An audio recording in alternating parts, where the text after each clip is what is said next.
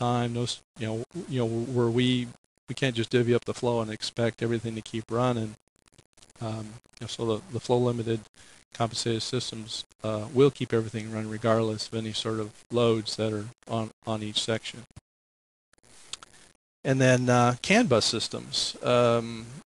Conveniently, there is on every new engine control a little port that says engine bus, which can be used in the rest of the system. This is the ISO standard type CAN system that's used on any piece of mobile equipment, and you're going to be faced with customers calling you, say, hey, I'm interested in the CAN system.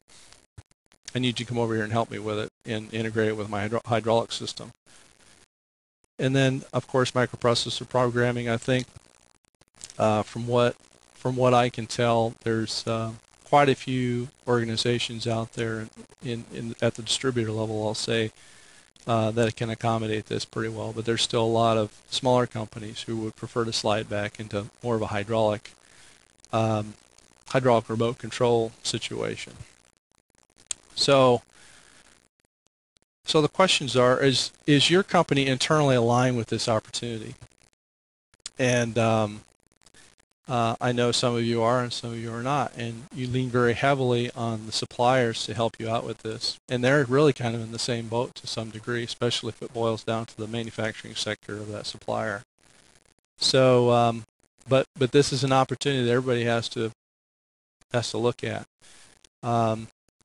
So how are you going to provide value add to the customer for those customers out there who are really asking for this type of upgrade to their machine, for this requirement? You want to be there. You want to maintain their loyalty. So it is going to take quite a bit of a commitment and a tremendous amount of knowledge training in order to get there. So with that, there's going to be a certain way to approach the customer, and where the service organization or the distributor is going to have to best understand the what the customer is really faced with, and how that distributor can help that customer, and see how you can work together. Again, the customer is going to have to be trained as well. He may be totally dependent on his field sales or field service people to run the show. He might have a whole field of service people that don't know anything about electronics or any of the newer technology type products. And there's going to have to be some sort of a compromise with that. And again, a commitment on that company to move forward. So there's a collaboration. This chart here is what we use in our sales process in Kinesis, and if you follow through it, it's very common to a systematic sales process that runs through every salesperson's mind, I think, as far as like getting in the door on box number 1, starting from the left going to the right, the fact finding, which is probably the most crucial part of this entire structure that I'm going to be talking about in this presentation. I can't go through the whole thing, and we know the tail end of it, people paying money. That's another thing. We put stoplights in here to relate to how to read and adjust for the expression, the body language, during the accepting and rejecting situations, with that customer when we're asking them needs and wants type questions.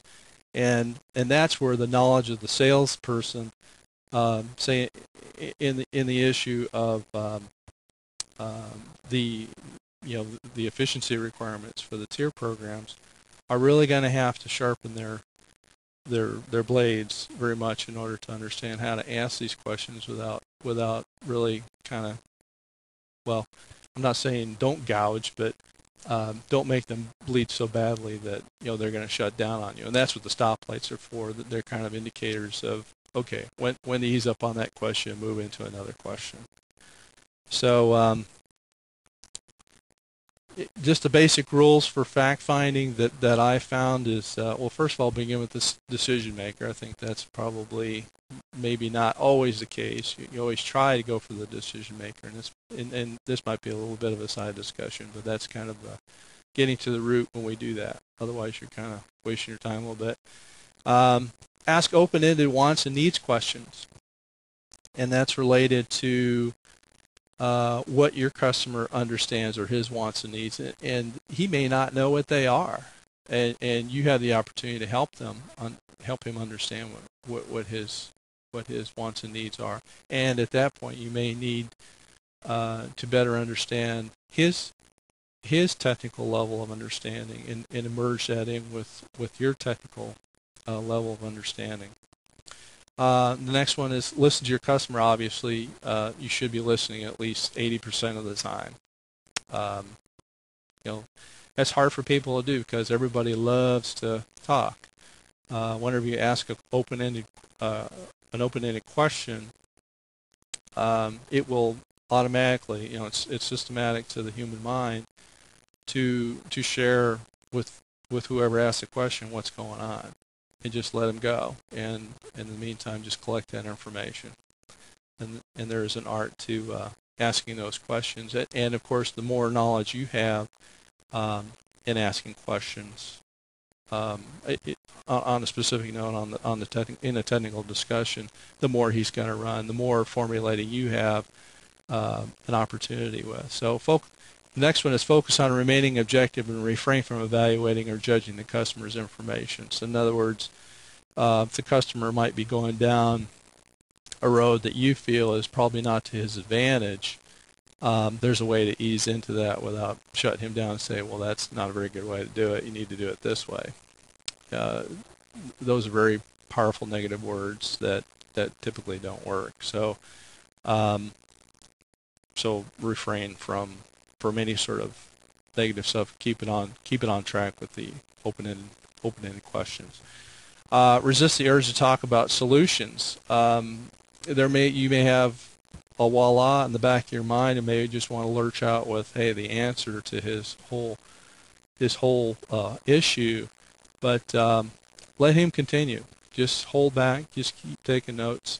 Then the deeper you go, the more opportunities there are, with whatever his situation is, until you completely uncover all the issues. I mean, you're establishing a friendship with this guy in the fact that it's more of it's a trust is what's going on between you and this individual, and it takes a while to do that with some people. It's just like making friends in general.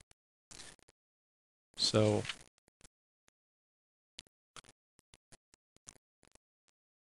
okay, so again, preparation is a big deal when going into a customer on this particular type of a subject, or really any subject. I'm picking the tier subject as an example.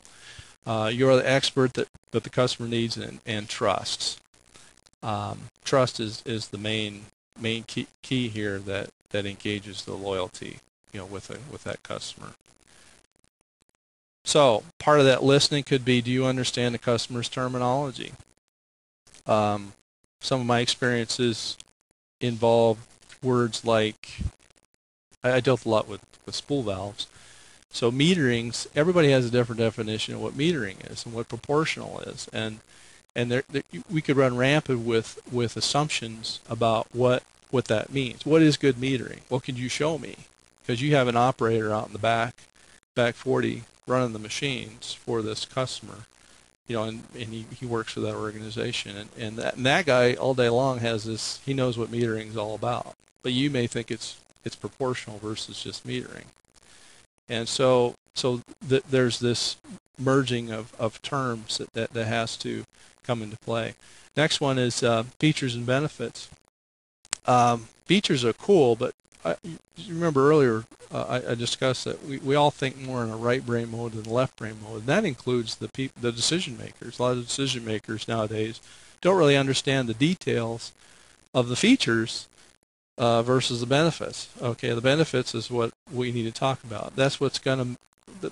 This is the fact. It's going to make it better for that customer. It's going to be cheaper. It's going to install easier. It'll take less time to put in. It's less burden. That sort of thing. The features is minor. The benefits is huge. understand the product that you're up against.